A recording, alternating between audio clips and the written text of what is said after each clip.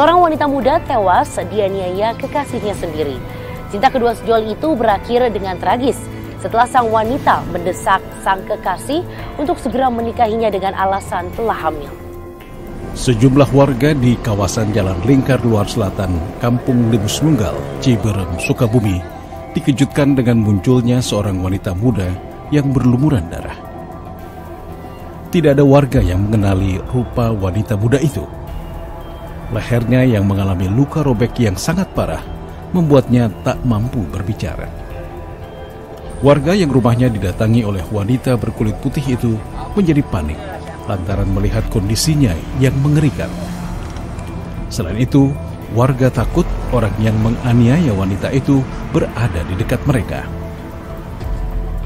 Minta pertolongan ke rumah. Di rumah, saya sama teman saya lagi duduk di rumah, lagi ngobrol. Nah, dia minta tolong ke kita secara spontan, jadi kita kaget dan sempat nggak langsung nolong, kita nggak langsung nolong dia. Malah kita lari ke dapur dulu, keluar, lari hindari dulu, baru mutar nolong dari belakang. Oh, lari keluar tuh takut ada pelaku yang lain? Ya, takut ada pelaku yang lain. Namun setelah melihat kondisinya, beberapa warga langsung menolong wanita muda itu dengan membawanya ke Rumah Sakit R. Samsudin, Kota Sukabumi. Saat itu, ia masih mengenakan seragam sekolah. Dan kendati tidak dapat berbicara, wanita itu masih sempat memberikan tanda dengan isyarat tangannya mengenai ciri-ciri lelaki yang menganiayanya. Peristiwa itu kemudian oleh warga lainnya dilaporkan ke polisi. Korban sama sekali nggak punya suara, dia cuma kasih tangan aja, kasih kode tangan gitu. Nah, dia nggak bisa ngomong apa-apa. Ya, saya sempat kuatin dia, terus minta tolong ke warga yang lain untuk segera membawa langsung ke rumah sakit. Nah, saya juga takut dia sampai meninggal di situ gitu. Teriak-teriak dulu itu Pak Dudi itu minta tolong sampai nangis mau pingsan semua kan. Sampai panik lah semua. Saya tunggu ada 20 menit mungkin di sini, lepas itu saya bawa pakai angkot itu 25-an barusan. Itu korban pakai seragam sekolah? Korban cuman pakai bawahnya aja. Pakai kaos kaki yang saya bawa ke sana lah gitu. Seragam SMA bawahnya. Itu dengan luka apa Pak RT? Itu dia luka leher aja.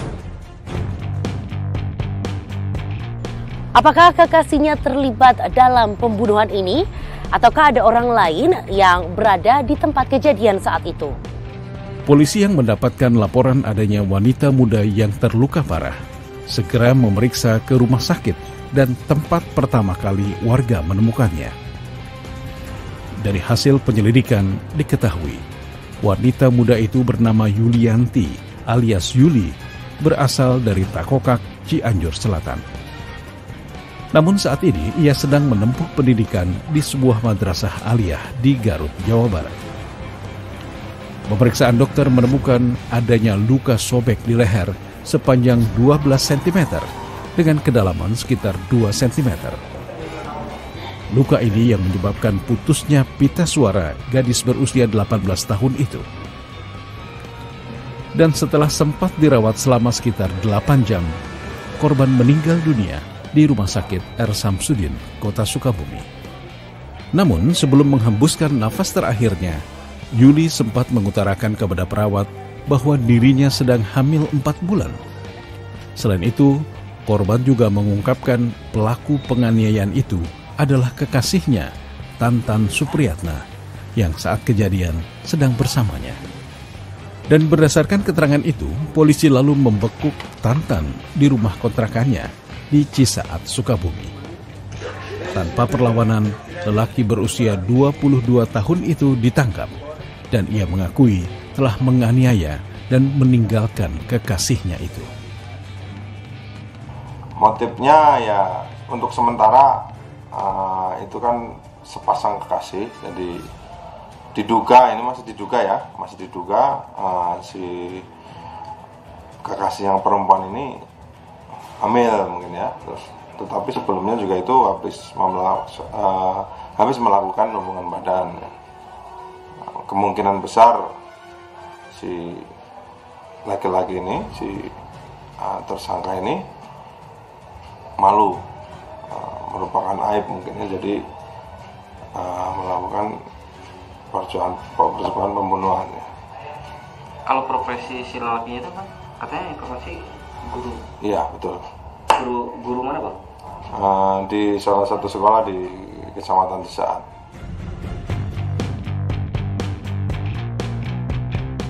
Tersangka mengaku panik tatkala kekasihnya itu minta dinikahi karena sudah hamil. Tersangka mengaku dirinya belum siap untuk bertanggung jawab atas kehamilan itu. Namun benarkah korban sedang hamil ketika ia tewas? Dari hasil pemeriksaan terungkap, Tantan Supriyatna nekat menganiaya kekasihnya itu lantaran merasa panik ketika korban mengaku sudah hamil 4 bulan. Kedua sejoli itu sama-sama berasal dari Takokak, Cianjur Selatan. Dan saat berada di perantauan, mereka menjalin cinta selama 6 bulan terakhir.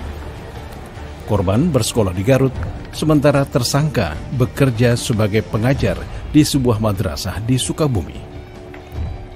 Kepada polisi yang memeriksanya, tersangka Tantan mengungkapkan hari itu ia menjemput kekasihnya itu di rumah paman korban di Garut.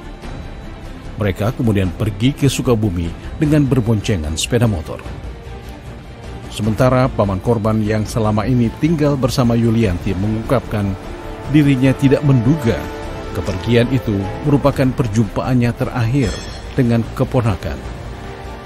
Pagi-pagi kan, berangkat biasanya berangkat sama saya, satu mobil biasanya. Cuma pas waktu itu ada si pelaku itu, dia berangkatnya sama itu sampai dia bilangnya mau sampai ke jalan. Saya malah sudah saya kasih helm buat pulang, dia sendiri helmnya satu, kan ke bawah helm biasanya. Dianterin dari sini ke Garut. Nah, dari Garut kata teman-temannya mau berobat, tapi ternyata malah dibawa lagi ke Sukabumi. Tersangka mengungkapkan dalam perjalanan menuju tempat kontrakannya di Sukabumi, ia berhenti di sebuah toko di kawasan Sukaraja. Di tempat ini, ia membeli sebuah pisau pemotong kertas atau cutter. Mereka lalu melanjutkan perjalanannya. Dan ketika turun hujan di kawasan Jalan Lingkar Luar Selatan, Kota Sukabumi, sepasang sejoli ini berteduh di sebuah gubuk di tepi jalan. Dan suasana sepi di kawasan ini lalu dimanfaatkan keduanya untuk bermesraan. Usai berhubungan intim, korban mengungkapkan kembali permintaan untuk menikahinya karena dirinya sedang hamil. Mendengar itu, tersangka langsung menyerang kekasihnya itu. Dan dalam kegelapan malam, Tantan melarikan diri dan meninggalkan korban di dalam gubuk di tengah sawah. Niatnya beli pisau untuk apa? Niatnya beli pisau, ya awalnya niat beli pisau itu buat nanti bikin makalah gitu kan. Awal masuk lagi kemarin sempat berhenti. Terus selanjutnya bagaimana kalau dipakai ini aja lah gitu sebagaimana niat di hati gitu untuk melakukan gitu. Berarti memang kamu udah merencanakan ya? Berarti kan? Ya, jadi memang motif selama ini tersangka punya hubungan lebih kurang 6 bulan. Mereka melakukan hubungan, kemudian dari hasil penyampaian korban kepada tersangka bahwa korban hamil lebih kurang 4 bulan. Nah, atas penyampaian tersebut, ternyata tersangka belum siap untuk mempertanggungjawabkan perbuatannya. Korban bersekolah jauh dari rumahnya karena keluarga berharap pendidikan itu dapat bisa mengubah nasibnya. Namun kini harapan itu telah pupus. Namun setelah jenazah Yulianti diotopsi, tim dokter tidak menemukan adanya janin dalam rahim wanita muda itu. Kalau hamil atau tidaknya sudah kita periksa, tes kehamilan dari urinnya itu negatif. Jadi nggak ada. Tidak hamil, kemudian rahimnya ketika diperiksa juga kosong. Kosong berarti? Kosong. Keluarga korban menjadi sangat terpukul atas kepergian Yulianti. Tadinya, mereka sangat berharap korban dapat berubah nasib keluarganya dengan menyekolahkan Yulianti di Garut, tempat yang jauh dari rumah orang tuanya di Cianjur Selatan. Jarangnya. Jarang uihnanya. Oh, jarang uihna. Jarang uihna mah. Apalnya hubungan kurang kali Bapak Sukabumi ya tak? Datang 4 kali. Biasa ya. Biasa. Daya eta. Terus kumaha Bapak? Harapan Bapak menuntut ka sampean pelaku. Ieu nama hukum ati hukum seumur hidup eta. Tersangka bersikeras menyatakan tidak memiliki keinginan untuk menyakiti kekasihnya itu. Namun dari keterangan yang didapat, ternyata tersangka sempat membeli dahulu pisau yang digunakan untuk menganiaya kekasihnya yang berujung pada kematian wanita muda itu. Apa sanksi yang harus dihadapi lelaki itu? Dari sejumlah keterangan yang didapat polisi serta hasil olah TKP, tersangka Tantan Supriyatna diduga telah melakukan pembunuhan berencana terhadap kekasihnya. Dugaan perencanaan diperkuat dengan pengakuan tersangka yang mengungkapkan dirinya sempat membeli pisau. Karena itu, polisi menjeratnya dengan pasal 340 KUHP mengenai pembunuhan berencana. Dan sejauh ini, polisi tidak menemukan adanya keterlibatan orang lain selain Tantan Supriyatna dalam kasus pembunuhan Yulianti. Karena ini adalah si pelaku merencanakan sebelumnya dengan cara membeli pisau dulu, berarti kan ada perencanaan. Maka dari pemeriksaan, perencanaan itu kita terapkan pasal 340 KUHP dengan ancaman seumur hidup, hukuman mati atau seumur hidup atau selama-lamanya 20 tahun penjara.